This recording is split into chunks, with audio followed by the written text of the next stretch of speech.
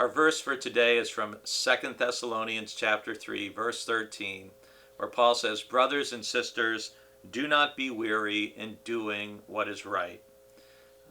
At any point in your life, if you heard someone say to you or say in general, just do the right thing, do the right thing.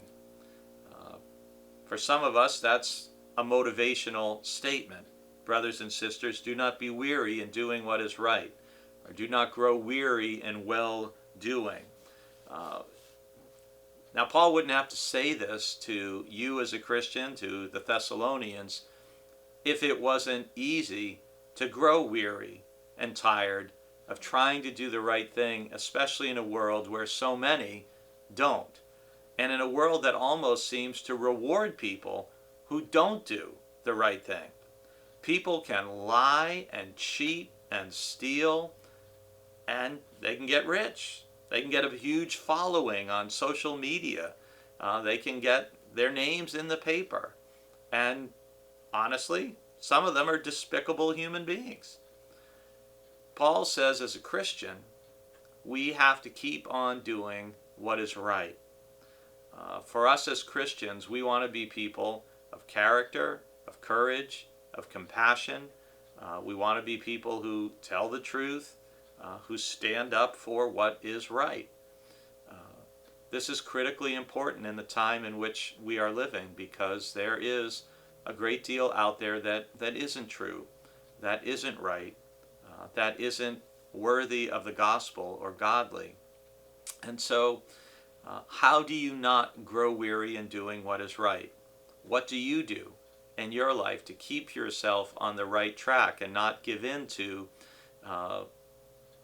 lesser, or what Paul calls elsewhere, kind of living according to the flesh instead of living according to the Spirit?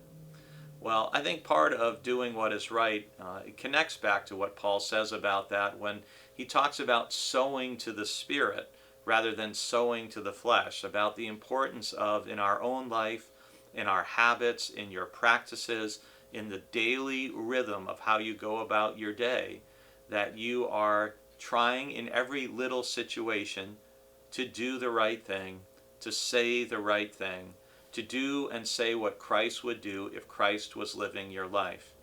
Because it's in all those little moments of choice, of decision, in every conversation, every time you choose to do and say the right thing, the Christ-like thing, it makes it easier to do it the next time.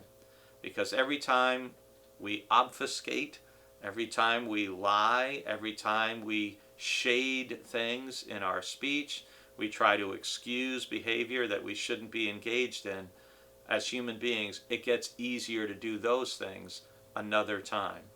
And that's why Jesus said in the Sermon on the Mount that broad is the gate and easy is the path that leads to destruction, and narrow is the gate and hard is the way that leads to life, and few there are who find it. Do the right thing today, and then do it again tomorrow.